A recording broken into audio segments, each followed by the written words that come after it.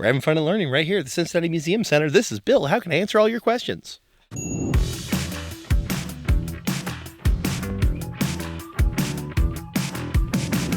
Welcome to Meanwhile at the Museum, the official podcast of Cincinnati Museum Center, where we take you behind the scenes into the collections and all the places where museum visitors don't normally get to go. So if you've not already picked up on it, we're here with Bill Stringer, who is a bundle of energy. Just that I am. You ooze optimism. You ooze good feelings, good vibes. I appreciate that. And yeah, I'd like to think I do. I feel like you could bottle it. Ooh, I should sell that. A Craigslist, Etsy. Yeah. I mean, Etsy. If you put it in an artisan bottle. There you go. All right, so Bill, let's back it up a little. Please. Bill Stringer? What is your exact title? Because my joke for everyone is you either know what someone does or you know what their title is, but you never know both. Oh, that makes sense. My title has changed a lot in the last 4 or 5 years, 12 years. I'm currently the assistant manager of museum engagement. I was coordinator of museum engagement 2 months ago, and a couple years ago, coordinator of shows and interpretations, and before that, who knows? Constantly changing. So what does an assistant manager of museum engagement do? So we spend a lot of time on the floor helping run things, answering calls when something happens at a museum. We're looking for a kid. Someone has a question, someone wants to talk to someone. We're normally the first people to arrive. Same thing with lost items that need to get transported to other parts of the museum. But beyond that, we also write some of the programming. We do trainings for all of the floor staff members as well as the adult volunteers on how to work in the museums as well as how to do performances. One of my specialties is stage shows and animals, as well as tabletop programming, dance parties. Do you ever combine the dance parties with the tabletop programming? Do you do I like that idea. Do you do a full Coyote Ugly show? What time is Unfortunately, no. But we do. I definitely get involved in the dance parties. I personally like to juggle. We have some things that we let the kids play with, musical instruments. We have juggling scarves that I've put in there because they're large and colorful. Perfect for juggling. That's always a fun spectacle, and kids will just stand there transfixed. And the older kids will actually teach them how to do it, and that's always a lot of fun, too. What's the craziest thing you've ever juggled, besides multiple responsibilities here? So, funny question. The craziest thing I've ever juggled is I used to do some circus tricks. So, I've actually been on stilts, juggling scarves while fire breathing onto the scarves and caught them on fire and juggled flaming scarves. Because I used to do all sorts of crazy stuff. What? I'm serious. I still have those stilts. All right, so they're jumping stilts. Actually, they're designed for running. What makes them jumping stilts? Do they have blades? Actually, like Olympic runners. Yeah, exactly. Like those prosthetic legs. Only they are stilts, so that goes below my feet. It gives me about an extra 1.5 to 2 feet of length. But every time you step, it's like having a trampoline on your foot, propels you forward. When I used to live in Florida, I once ran just to see how fast I was with one of those police things, and I got about 30 miles per hour. Are you serious? Running wearing those stilts? It was terrifying. Full safety gear. So far, fastest man in the museum, and I think this is going to be a recurring question. I'm just going to ask people how fast they can run. Oh, I like that. Yeah. Well, again, with the stilts, pretty fast. You don't need to qualify. You just look. So were you in a carnival? Were you in a circus? Where were you performing these things? That's a great question. No, I was never in an official carnival or circus, but I did for a while in high school. I did some clowning. In middle school, also, I did some birthday parties. I briefly worked for the Party City where I did balloon work, and that led into me doing balloon animals, and doing balloon animals led into me doing clown stuff for birthday parties and carnivals, like local church carnivals and things. And I just kind of escalated from there. I tried doing the stilts for a while, and then I did some fire breathing, which was a lot of fun, but I decided I preferred beards over fire breathing, and you can't have both. So, all right, I feel like we've touched on just a A fraction little of bit. your life and your experience, and I have so many questions. Great. I got the time. Let's do it. Did you give up fire breathing because you really wanted a beard? Well, Was there a direct correlation? I actually had to shave my beard in order to do it because I wasn't going to risk that. And it is one of the things when you're learning, they're like, yeah, if you've got facial hair, just get rid of it. It's not worth it. Last thing you want to do is be in the middle of a trick and realize your face is on fire. Wow. So, but yeah, it's just relatively easy, honestly. There's a lot of classes online I've had to do it, and I just kind of taught myself, and You taught yourself. I did, yeah. Wow. This was pre-YouTube, actually. So I just found some, like, circus training websites back then, and Did you have an official clown name when you were doing parties and stuff? oh, man, if I did, I don't remember it. Man. I had a stage name, though. Was it Bill the Thrill? I wish it was. No, it wasn't nearly that cool. I was Liam Fredericks, and the reason is I am William Frederick Stringer, and if you take the last four letters of my last name, my middle name, and the first letter of my last name and just cut it out, Liam Fredericks. So that was my theatrical name, if you would call it that. That's great. Have you resurrected it all? I think I used it for my dating profile before I got married. Really? Oh, yeah, that's about it, though. But we've seen you in a lot of costumes here Oh, sure. at the museum. You've never been Liam Fredericks? So I have done some stilt work and balloon work here, but I didn't change. I was still Mr. Bill, and I've been Mr. Bill for a long time. That's normally my persona now. It's what most of the kids call me when I introduce myself in shows. It's Mr. Bill. But yes, I have done some of that here. I have done stilts in the museum. Unfortunately, my jumping stilts are very old, and the rubber basings on the bottom of them have worn off completely. So it's now just a flat metal piece down there, and I haven't replaced it. Which means if I'm walking on carpet, I'm good. The second I step on tile or a flat, polished surface, I'm done. I'm on the floor. It's not going to happen. Can you take stilts to a cobbler? Who repairs stilts? Well, Technically they're footwear, so They a are. cobbler should be able, or do you need an elf to do that? I wish. I need a thick, custom-made piece of rubber, and I'm pretty sure the manufacturer of these stilts doesn't even exist anymore, so who knows where I'd find one. But you look like someone, and I hope this is a compliment because it should Please. be. You look like someone who would know where to find an elf guild. Oh, sure. I mean, if we're talking fantasy, absolutely. I could, I do know that in this area we have a couple of, like, live-action role-playing guilds, Dagahir's nearby, and I'm pretty sure the crazy Viking people are near here, too. Have you ever been involved in any of those groups? Oh, yeah, Really? absolutely. Dagahir for a while. I used to get really into buffering. What does that mean? Buffering is full body, full contact, sword, shield, axes combat. It's kind of like LARPing, but you're not role playing. You're literally just hitting each other with sticks with rules. But we would play all sorts of crazy combat games. I used to had a really big shield. We called it the table shield because it was about 3 feet in every direction, perfectly round, made of wood, and then reinforced with foam and things. So if people got hit with it, it wouldn't, knock them out immediately. Eventually, but Yeah, not immediately, yeah. Definitely took some hard hits and concussions from that. But What was your other weapon of choice? So you had a shield. I would use my shield, and I had a sword, a pretty long one because I'm a big guy. If anyone's ever seen me, and I used to have a spearman whose name was Amato, who he would stand behind me and he would spear over my shoulder. So we were a tag team, and we did shield lines and stuff. But I always had Amato over my shoulder. This is amazing. Yeah, we were a pretty fierce team. Yeah. We have to get to the crazy stuff. Please. But just real quick, how long have you been with Cincinnati Museum Center? When did you start? So I moved to Cincinnati in 2012, and I had applied to the museum center because before coming here, I had already worked at a children's museum in Florida for about 6 years, somewhere in there.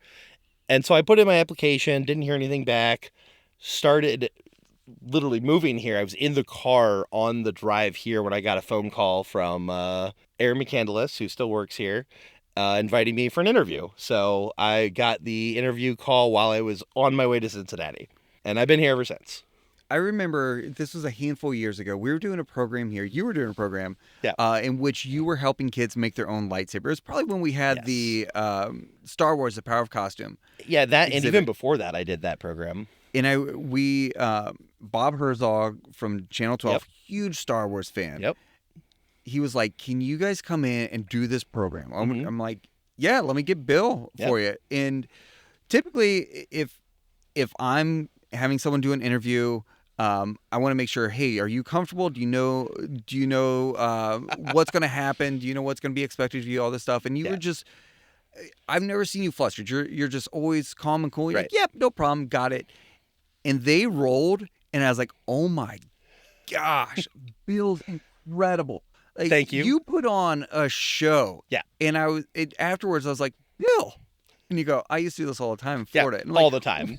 What? Yeah. Like, I've been on TV shows. I've done performances on TV. I actually used to back when I was working at the museum, I started a program where I would go to the local children's hospital, which the children's hospital in St. Petersburg, it's amazing. It's huge. It's state of the art, world famous. And I would go monthly and I would do animal shows for everyone. They would actually broadcast me on the TV, and I would go throughout the whole hospital. And people would be able to watch the show, and they could phone in, and I would answer questions live for all the kids. And I did this every month. And I had some kids who were there all the time. Like, I saw the same kids for years sometimes. And it was great. I loved doing it. So that was where a lot of that came from. And that was just part of it. I also was on a children's TV show for a while in Florida. That was called Rummy and Friends. And I played a purple dog with French fries for hair named Paddle the dog. It was wild. So were you on all fours? Or were you a stand-up dog? I was a stand-up dog. I was in like a full Rolf from Muppets. Yeah. Well, I'm pretty sure Rolf is just a Muppet, isn't he? Yeah, but he walks on his Sure. back legs, right? Okay. Yeah. No, this was I couldn't full think of mascot suit, full costume mascot suit. I was one of two. I was the dog, and there was also the main character, Rummy, who was a parrot. So big blue parrot, and then big purple dog. And then we had my co-hosts were Captain Dave, who ran the show, and his daughter Hannah Banana, and they were the hosts of the show while we were the costumed characters. That was a wild ride. I could spend the whole time talking just about that and the crazy stuff that we had happen, but All right, let's shift from that show Sure. To the shows here. So Yeah. program you said you write some of the programs as I well. do. Yep. Give us an example of a couple of programs that you've written. Sure. Maybe your favorites in there too. So for a while we had the team split into what you were doing and how you were performing the educational things you were writing. And the shows and interpretations team were in charge of anytime anyone was in a costume and anytime anyone was up on a stage. So I got to write a lot of the stage shows that we used to perform. And I have a couple. I'm going to give one for history and then one for natural history. That were my favorites. In natural history, we actually used to do a full-on play in front of the Queen of the West, which is our large steamboat we have down in the History Museum. I would come out as what was my name? I was... I can't think of it off the top of my head, but he was the clerk of the Queen of the West, and he was an actual person who we had a diary for, and we had his notes from work, and we wrote his whole story based off of the things that happened to him, and we kind of created a typical day in the life of this guy. And I would be out in costume, and I would read the notes from the book, and then we would act out a small scene. And then while I was reading the next section, my coworker, my co-star, would run in the back, change costume, become the next character, and then run out. So it was a two-person show, but they played like 7 people.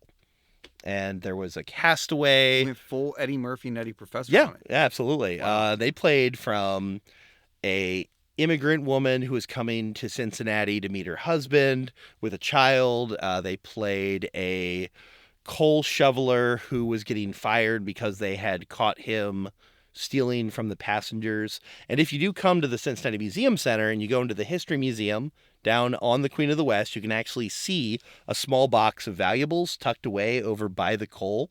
And that's the reason that's there. It's because he was actually stealing things from guests, things like watches, pocket watches, notes, anything valuable, tucking them in a box and hiding it in the coal. And that was a real thing that happened. Yeah, because this show was, you wrote this and you based this all off of first-person resources. That's right, You did research. It's not like you just And I was one of a few people everything. working on the show. Like, I didn't write the whole thing myself, but I only wrote pieces of it. But it was a very, very cool show. And I miss doing that because we'd actually have multiple costume characters and we would set up an actual audience and it was like we were performing at a play. For natural history, though, we had several that I really liked. One of the shows that I wrote was a physics show, and the concept of this show was that whoever was presenting, had just been accepted into a magic school, kind of like Hogwarts. I think we called it Fizzle Pops. And we had they had just been accepted, but they had to pass a test. In order to pass a test, they had to cast several spells. And we had the person say, well, I don't know any magic. I can't cast spells, but I do know science. So I'm going to use physics to recreate the effects of the spells and see if I can get into school that way. And that's how we ran the show. So it would be like, you have to cast a spell of a fireball. And so we would do that. We'd create the fireball using science and physics and explain what was happening. And then the magic would twinkle in and say, you did it, congratulations. And that show was a blast. I also did one where I got to film being a supervillain who was coming up with these evil plans that were really bad. They didn't work. And the hero was just an electrician, just a regular guy who understood how electricity worked and would foil the plans of the supervillain by just knowing how to be an electrician. And that one was a lot of fun. I remember you filming audio for that. Yep. And in Mitch's Beat Laboratory, in the quote-unquote soundproof office, and my desk was probably 10 feet away. You heard her laughing? I could hear it all, and I was like, what is happening in there? I had no idea, no context. Yep. And then one day I finally saw it on the science stage. I was like, this makes so much more sense it was now. wild. But it was very entertaining to listen to. And unfortunately, COVID killed that department. If it hadn't, the one that I was currently working on is we were going to be doing a show that was going to be a chemistry show that had a giant monster, Godzilla style, attacking the city. And I had a coworker who was just over 5 feet tall, and we were going to have her in a Godzilla costume in the model of Cincinnati filmed for us, like coming up out of the thing. And we were going to have to use chemistry to defeat the monster and save Cincinnati. And oh man, it's really sad we never got to film that because it would have been a blast. That's awesome. Because people come to the museum and they understand it's a museum, it's educational, they're going to learn something, but they come to have fun also. Yeah. And so what you're doing is you're taking all these things and you're making them fun. You're adding theatricality into it. You're adding some silliness into it that they don't get in the classroom all the time. Yeah, absolutely. But more importantly, do you have a favorite Harry Potter character? I do actually have a favorite Harry Potter character. It's Mad-Eye Moody. I actually used to, back before the movies came out, I think the first or second movie had come out, but we hadn't seen Mad-Eye Moody in theaters yet. I made a costume and I'd go to some of the movie releases, and I might have still been in high school, maybe just started college, I'm not really sure. But I do have some images of my Mad-Eye Moody costume, which involved a goggle monocle piece with a couple of refracting lenses on it, and it was really cool. And then the actual one came out, and I'm like, oh man, I look nothing like that guy. But I look back, and mine was still very cool. So, you mentioned college, which made me realize, what did you study in college that got you to this point?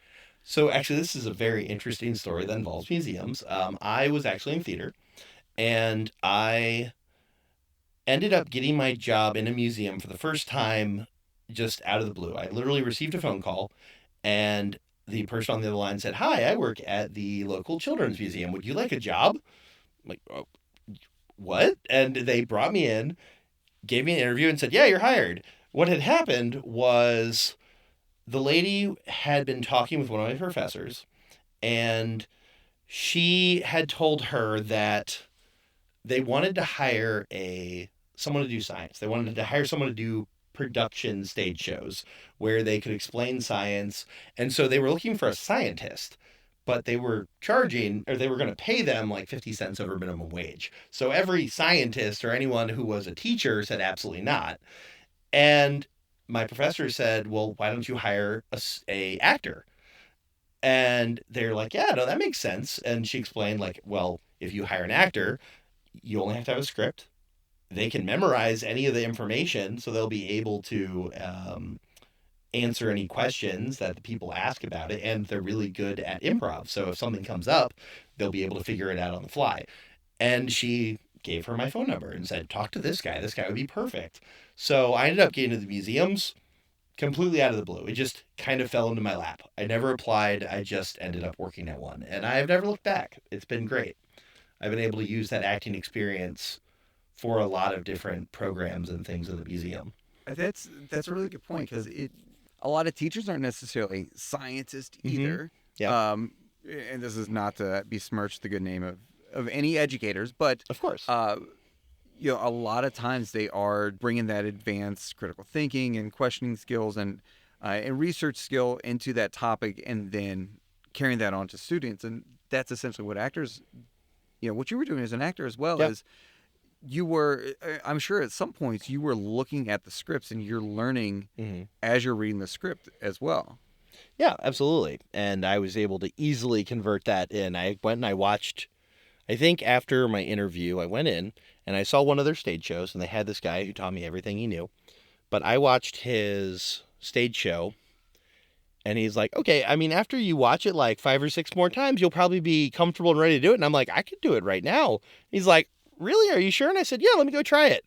And I went up there and I performed the entire show. It was a chemistry show. And we did 15 to 20-minute shows. And this guy's jaw was on the floor. I'm not trying to toot my own horn, but he was amazed at how quickly I was able to pick it up. And it was just a blast. We had a really good time. I just funneled my enjoying working with kids. I'd already done a lot of teaching because I had been teaching kids acting. At the time, I was going to a local high school and helping with some of the theatrical stuff. So I was already in on teaching. So that part was easy. I just had to figure out what we were teaching, and boom, I was in. In addition to that, Yeah. And you've told us every single amazing aspect of working in a museum. Sure. Pretty much. I mean, everyone should want to be Bill for a day, right? I appreciate that.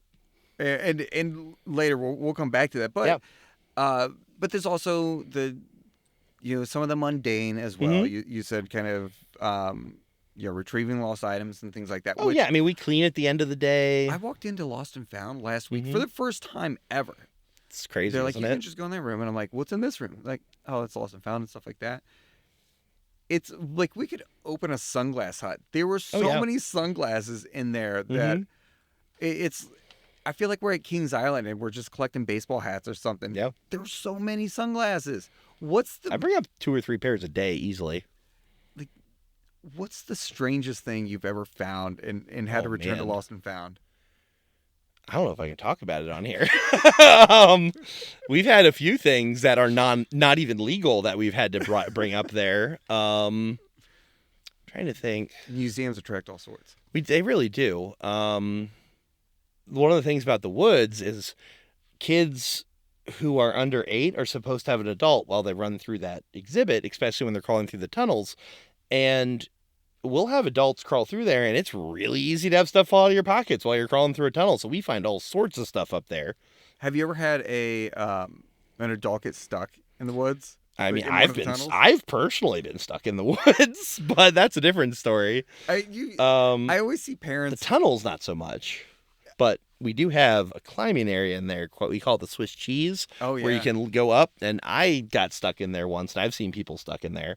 When I first started here, I thought, oh, I can do this. I'm young. And I got very stuck. I was in there for at least 45 minutes.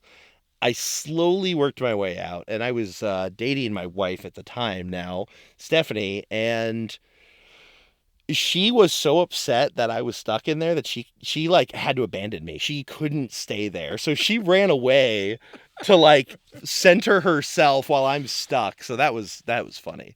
I'm freaking out. You figure it out. I Yeah, gotta go. she couldn't handle it. It was great. All right. So, what's the strangest question a guest has asked boy. you? Because I have a see lot. you and they grab you, and not only are they, I'm sure, asking questions about what they're standing in front of, but So I've had a lot of crazy questions. There's the one that immediately pops to my head. A long time ago in the Children's Museum, I had a woman come up to me, and there is a case that has a bunch of animals in it, and it had the bones case, so it was all animal skeletons. And in there we have a gibbon, and the gibbon is holding onto a piece of wood. And the woman walked up to me and said, you know, what is that? And I said, oh, well, that's a gibbon. And she said, well, what does a person have? What disease does a person have to have for us to call them a gibbon? She thought the word gibbon was synonymous with like leper. So she thought that was a human being that we put in the case and put on display that had some kind of deformity. And she didn't believe me when I told her it was an animal. She said, look at the skull. It's definitely a person. So that was fun. what? Not even the wildest.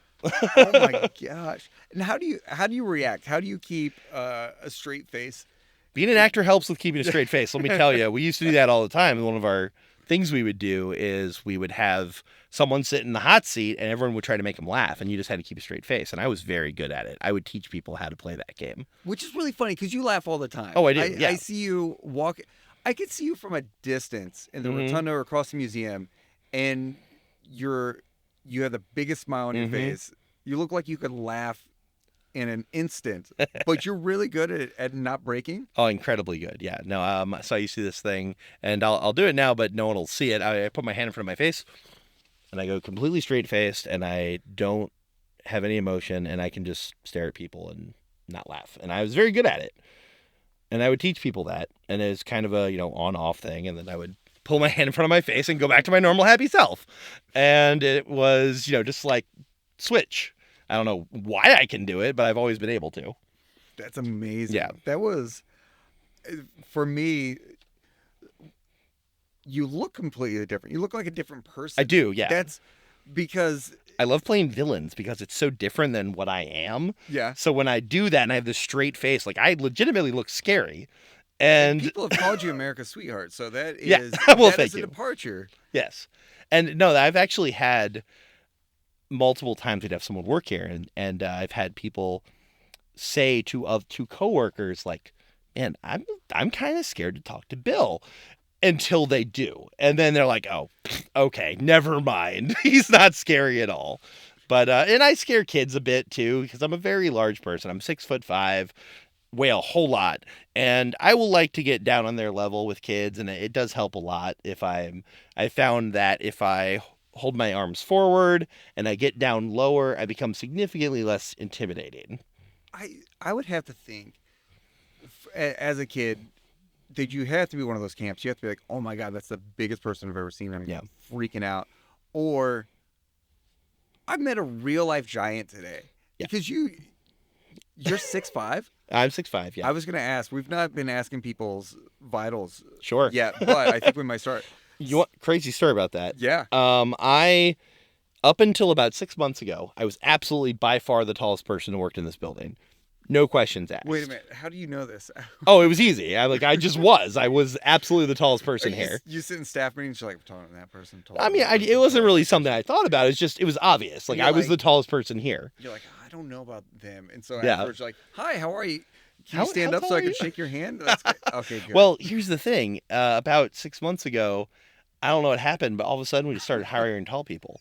I went from being the tallest person by a lot, like no one was within 3 or 4 inches of me, after this guy left a while back. I think Dan used to be taller than me, but he hasn't been here for a while.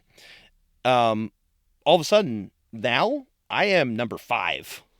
There are 4 people in this building that are taller than me. Are there really? There are, yes. Where do they hide? I mean, one of them's on my team. The rotunda's huge, so if you're Nate out in the rotunda. He's a good 2 inches taller than me. Is he really? Easily, yeah. Oh my god. I've got a guy in engineering. He's got 6 inches on me. I have a feeling he has to duck under doors. I love that this is an interesting. To me, it's just funny because It I'm so really tall. is. Am I tall though? See, my thing is, if I get bored in meetings Yeah. or something, I will sit and I'll count lights. I don't know why. I've always done this in school. I'll just count lights. But you double check this. They're only 2 in They're here. 2. Yeah, I saw that. But you'll double check how.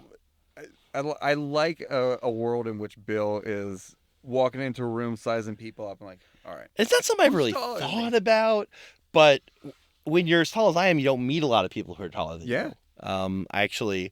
I noticed a person today who was taller than me who walked in because it was a lady, and I don't meet a lot of ladies who are taller than me. So I just was like, oh, neat.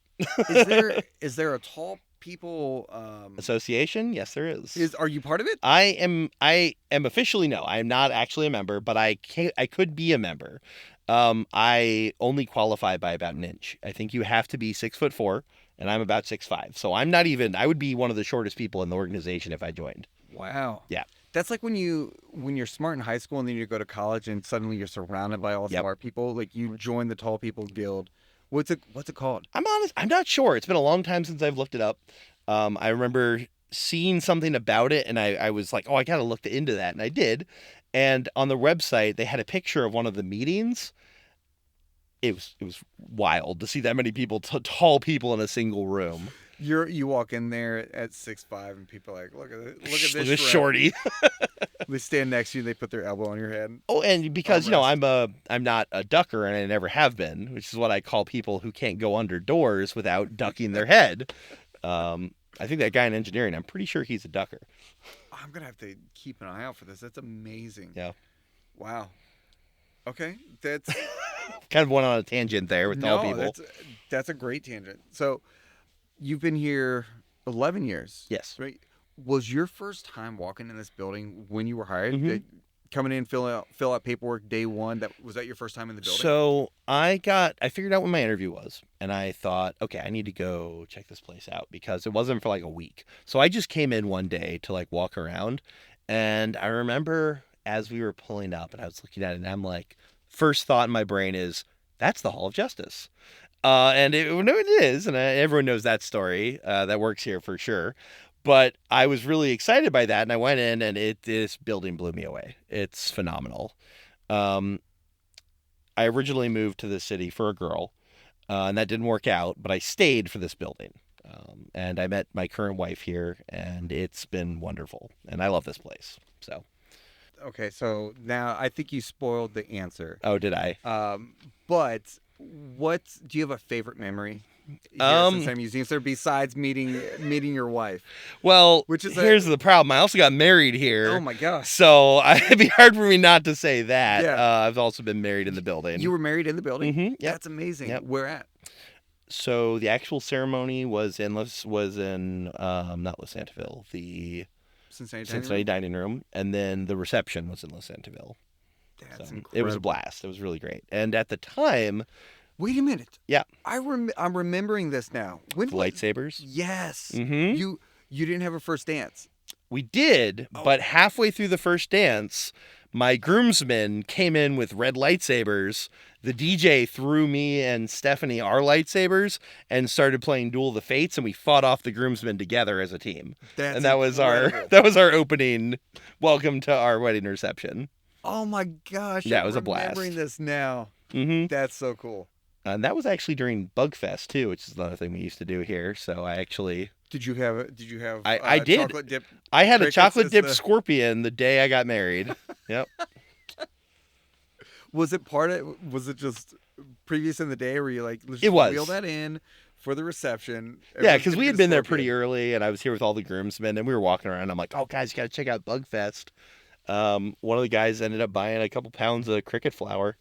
It was great. That's amazing. Wow. That's so cool. All right. So aside from meeting your wife and getting married here, those are both gimmies. Of course. Let's see. Do you have a favorite experience or a favorite interaction?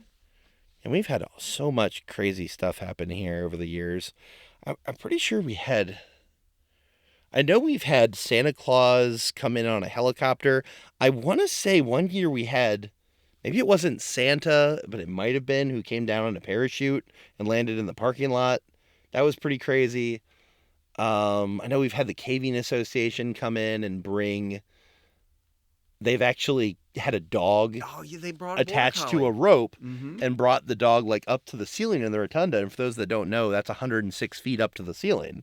It was crazy to see that, and the dog was just super happy about it, Just chilling out. just chilling. I actually ran into the people who did that recently. I was talking to them about it. Did They you? were here in the museum. We ended up just casually coming up on that conversation. We did an interview once. We had an OmniMax film, National Parks Adventure. Yep. And we had Rachel Pohl from the film come in. Great film. And she was going to rappel down the front of the building. Yes. And we did an interview, a live interview that morning, like 6 a.m., 5 a.m., and had her rigged up in the rotunda to rappel. So Mhm. she's in the rotunda just like zipping up and down. And the reporter, I was like, "You want to get up there? Would you do this interview like on a rope hanging from the rotunda?" And she said, "Yes." And she showed up and she goes, That's "I amazing. can't believe I agreed to this." Was freaking out. And so Rachel's like way up. And she's like, "Come on up." And she's like, "Maybe we just do it down here." And so she's like 6-8 feet off the ground because she's that's great. freaking out. And I'm like, "We used to have a dog do this. Yeah. You can't do this." That's right. Very cool. Oh, that's so wild. Side story here. The way I was originally going to propose to my wife, Stephanie, actually involved a rope hanging from the ceiling in the rotunda. My original plan, I had talked to, at the time, the public safety director, who no longer here, but had rigged up where I was going to have a rope hanging from the ceiling in the middle of the day, a very thin one, and call her up like, "Hey, there's this rope here. I don't know what's going on. Can you hold this while I run over and like figure out what's going on with security?" And have her grab the rope, and I was going to have them drop the ring down the rope from the ceiling, and like it hit her on the hand and be like, "What's this?" And then, from there. Yeah. But then I realized she would hate this. She would hate the spectacle. Yeah. She doesn't want to be the center of attention, so it ended up being much more private. But that was my original plan. That'd have been so cool. It would have, but it wasn't for her. And I wanted to, that was more me. And I wanted to make it something that she would appreciate, not just a big spectacle because I wanted to make a big spectacle. So it became more private and it was perfect. But she had to at least appreciate the thought, right? And I've told her, yeah. Because there's so much that goes into that. For people, Absolutely. For people who don't know, so you're talking about dropping a rope from the tip top of the rotunda Yep. where Up in essentially the where the- overcroft, yep. where the flag is Mhm. suspended from. To do that, you have to walk across those arches, Yep. up in the high steel. Yep. It would have had to have been public safety because they're the only ones who would have been able to do some of this stuff. To You get up in the high steel, you've got to have. You have to go up six Yep. floors Mhm. and climb a ladder. Yep. And then you climb a few other steps. Plus to a go bunch of over special this permissions. Catwalk, yeah. Can't have anything that could fall off, like a walkie-talkie or a cell phone, because if you were to drop something, you could possibly damage the ceiling. Yeah. Which would be horrible. So That's intricate. it was. Yeah. That's great. It was a cool idea, but I am glad I didn't do it because she wouldn't have appreciated it. We're learning so much about them, not just about what you do, but Yeah. You have such a high emotional intelligence, which is Thank you. wonderful because you work with Mhm. guests all the time, including a lot of kids. But you had this moment to do something that's so cool. Yep. Tell everyone about, here's how I proposed to my wife. Yep. But you said, hey, Wait a second. this is her proposal. Yeah, I had It's to not think for about me. that. Yeah. That's pretty cool. Yeah. That's pretty awesome. Have you been up to High Steel? I have. I mean, I've been here for a long time, but I've only been up there once, and it was Really? before the historic restoration. Right before it, we had a big party, and they wanted to send people up who hadn't had a chance. So we went up there and got to walk around. It was very cool. I wasn't allowed to bring my cell phone, so I couldn't take any pictures. And they don't really do those tours anymore. It used to be something they would bring the public up with. We haven't done one in a while. However, recently we had an opportunity to send some of our youth volunteers up there. They were looking for people to do chaperoning, and I conceded to people who had never had a chance to do it because I wanted everyone who hadn't seen it to go check it out because it's very cool. It's another 40 feet about, it could be 30, 40, I'm kind of guesstimating here, of space above the ceiling in the rotunda and before you get to the roof. And that's the section we're talking about, that large steel frame bowels of the building. Like we're in the ribs of the building up Yeah, there. It's crazy. it's just exposed steel. It is. It's very steampunky in Which a way. I also love. Do you have a favorite space in the building? A favorite location? That's a tough one because I've been to a lot of areas. When I was writing some of the emergency egress for the building, I was writing a emergency plan for how to escape from anywhere in the building. What was your emergency exit where you'd have to go? So I got to go into places that I had never been before. And there's a section of the building that is untouched to time. Is backed by an elevator that's been there since the 30s. And honestly, I think that like back hallway, and this is back behind, I want to say behind the OmniMax Theater. Again, no reason for anyone to ever be back there. Everything covered in dust, and just seeing like the original structure was really, really cool. I think we found like a little duct back there, and I pulled a candy wrapper from like 1935, 36 out. It was crazy. So it was very cool. Because you're working at a time capsule. Yeah, it absolutely is. I used to work at the box office, and we had Friday and Saturday night OmniMax showings, and so we'd be here, until 10, 10:30, whatever, and they would dim the lights and kind of turn the lights down, and it feels like in that moment, if you are walking through the rotunda, you feel like you're in the 30s for some reason. That time of night and the low lighting in there, and how quiet it is, all of the modern aspects of the building, the museums, the OmniMax Theater, all that stuff's kind of drift away, and you really feel like you're frozen in that moment. It's an amazing feeling. Yeah, I agree. The sound of the building when you walk into the rotunda, and there are school groups coming in. Yeah. Like, what's that feeling like for you? Like, do you light up? Do you feel like, like you athletes walk into the plate, right, the bottom of the ninth or something like that, or you're walking out on the field in the Super Bowl? I do still feel that joy. I do. I don't know if I feel it as much as the little kids who walk in, because I got to say, even today I was out there greeting people, and these little kids came in here and they had to give their screeches. And their mom was trying to shush them, and I'm like, it's okay. The echo in here is great. And she says they do this every time they come in. They just start screaming because they want to hear their own voice. And I say that's awesome, because the echo and the feel, it's just a cool feeling. There was a little girl in here last week who was 2, and she walked in and she goes, "It's the big meatball." Oh, I looking love up that. at the rotunda ceiling. I'm like, I've never heard that before. The meatball, I and like I'm that. Looking, I'm like, I guess I could see it a few different ways, but she said it multiple times. That's great. For me, I look up there and I see Godzilla's eyeball turned sideways. That's great. We have a flyer, and I haven't seen it in a while, but I have one at my desk where it's looking up at the rotunda, but it's turned sideways, so it almost looks like the angry eyelid across a big exposed eye, and I've drawn a little pupil on it. But to me, it just looks like a giant monster eyeball. It's like a poster for the next Godzilla movie. I always see every now and then you'll see people laying on the floor in the rotunda taking pictures of it. I'm like, that's commitment. It is. They're all ages too. People, I mean, adults come in here and they just revert in age. It's so cool because now the museum's been here. It's been in Union Terminal since 1990, so we're 33 years. So think there are kids who came here when they were 5 or 6. Yeah. Who now have kids who are 10, 12. Yeah, some of them are adults. Yeah.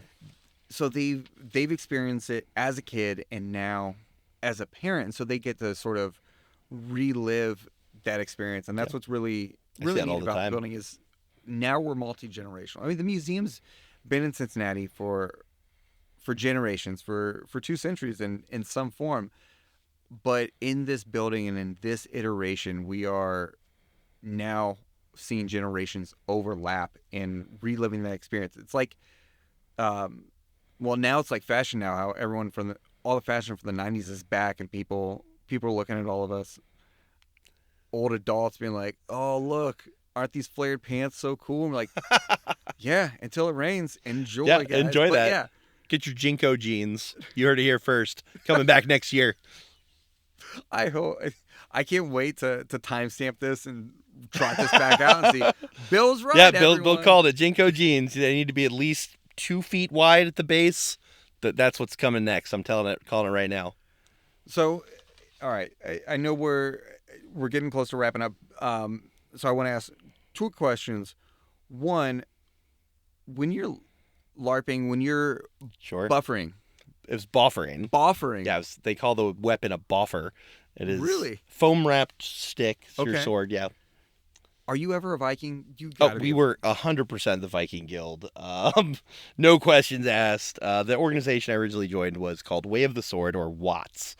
And it was because they had actually scouted us. Me and some friends started our own organization. It was called STAB, which is the St. Pete Tactical Association of Boffers. So I went from STAB to Watts, eventually to, what is it, Daggy here. But anyway, when we first joined, it was mostly Japanese culture. They had a lot of samurai, and they would practice like the way of the sword with the quick strikes with their blades. And we come out here as full Vikings, and it was wild. It was a blast. And the first time they fought us, at the end of the night, we had stories where they were, sharing stories of the fights around a campfire. And the big battle that we had fought was about 300 people in this big, massive field, and it was also kind of in the woods. And the guy who started the organization told a story about me and Amato. He came out and he was explaining that he has these guys who I don't know if they were supposed to be ninja or something, but their idea was they thought they could run in and jump over our shield line and get behind us. And this guy came with them, and he started this organization years ago, and he said he sent them in, and he didn't expect much, but what he saw blew his mind, because my buddy over my shoulder, he saw them coming, and he had a canister of flour, so he threw down the flour to create a smoke screen, and I hit it with my shield to really spread it. And he said that he saw the guys run into the flour, and then he saw sword, spear, stick out of the flour, and then the flour faded, and all four of his guys were on the ground. And he said it was the wildest thing he had ever seen. And that was just kind of a glimpse at the experiences we had doing that. It was a blast. But that's what everyone dreams about. Everyone's like, "Oh, who would win a fight? This Yeah. or this or this?" And you got to actually did it, yeah. lay it out. It was a lot of fun. Did you lose many fights? Oh yeah, I mean, because Really? well, it wasn't one-on-one. It was big, massive battles, and we used to call them squirrels. The squirrels were the ones who would get behind the battle line, and they would come running up while you're distracted fighting another guy and whack you in the back. And that was if you're in a big battle, you can't really keep track of everything. We had our own squirrels, trying to keep an eye on the ones behind us, but you can't win every fight.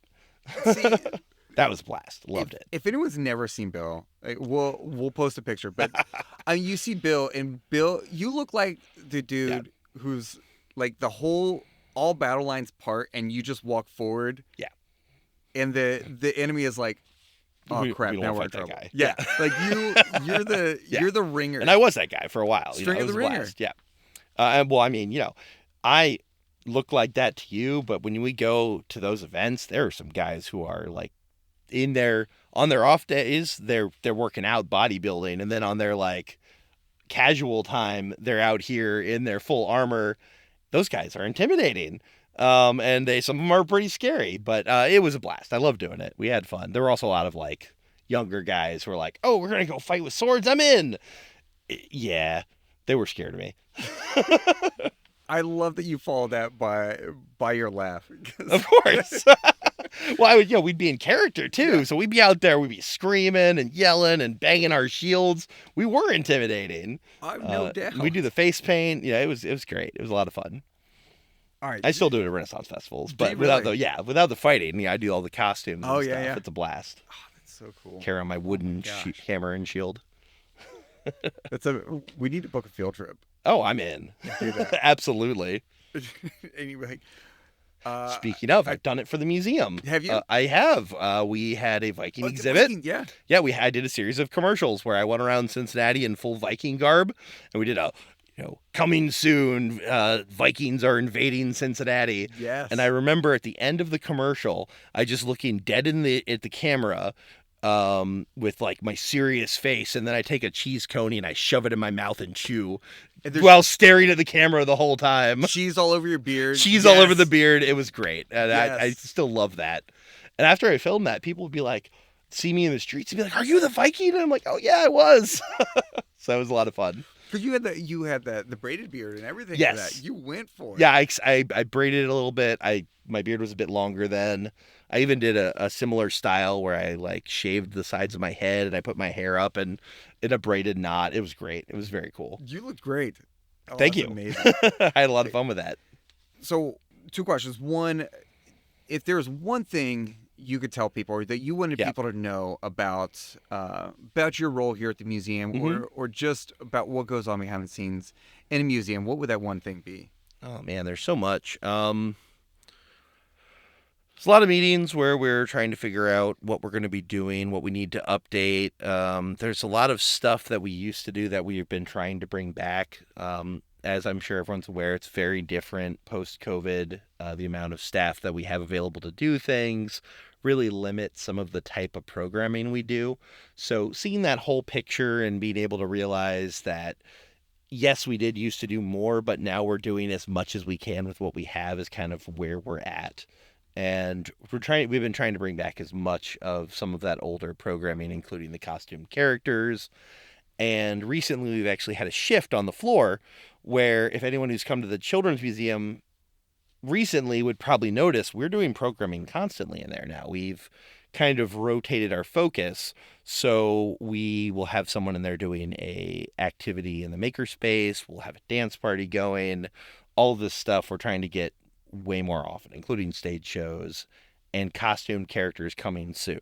We're working on some of that right now. We're getting costumes together for people and figuring when they'll be able to be down there. So it's all coming. There's a lot to do. I There think is. people get distracted sometimes with everything in the galleries, everything in the exhibits and stuff, that sometimes you miss that programming, or you're surprised to see it and you're almost overwhelmed by the experience. But there's a lot to do. Yeah. Enough to keep coming back day after day, or Hmm. to visit multiple times. But it's such a good outlet, Yeah. to burn some energy, to learn something new, to just kind of explore in Rome. But that's what our staff really thrives on. Also, are those interactions with people, and Yeah. is having that greater connection. If you could change roles for a week with anyone in the museum, who would it be? Oh boy. Geez. I don't know, honestly. I really do love what I do. So let's see. I think after listening, everyone's I, going to want to be a Bill. I mean, I love that. I really do love what I do, and I have done just about every job you can do in a museum, and it's not something I haven't really iterated. But before I worked here, and when I worked at my museum in Florida, every year this was a very small museum, and every year they would have a meeting where they would get together and they would talk about what they could cut. And it was normally positions. And every time they cut someone's position and that person left, they'd give me a new responsibility. So one year they asked me to do the outreach programming, which is when I started doing this stuff with the children's hospital. Then one year they asked me to take over all of the programming and start being the main programming guy. And they asked me to be the manager. And then they asked me to do all of the animal resources stuff and keep track of the animals. Then they asked, and it just kept piling on. So by the time I left, I actually had to. I was also the hiring manager at the time, so I had to hire and replace myself with, I believe, 6 people. Oh wow! I think it was like 2 or 3 full-time jobs and 3 or 4 part-time jobs. And I think I also had to pull in a couple of volunteers to get the animal stuff in as well, all to replace what I had been doing. It was nuts. So I have done just about every role in a museum, and I love them all. Honestly, it's a blast. But I do think I'm in a place where it's pretty strong. I'm doing what I'm doing. If I could choose one other person, maybe a program writer where they are actively working and writing the programs, which we used to do here, but has been recently kind of moved to another department. I would love to go back and do that for a while. Um, Maybe go back into animal resources and run the animals for a while. Helping take care of them behind the scenes is always really cool. I did that for years. Even floor manager, director, like I've been there. I've done it all, and it's a blast. Talking with you clearly, it comes through. So, Bill, thanks for joining us. Absolutely. Can't wait to talk to you again. if you visit Cincinnati Museum Center, you cannot miss Bill. And if you do miss Bill, shame on you, because Bill, you're such a delight to just be in the presence of. Like, Thank you. Like I said, you just ooze energy and this enthusiasm, and people should feed off that. So thank you, Bill. Can't wait to talk with you again. Thank you very much for having me.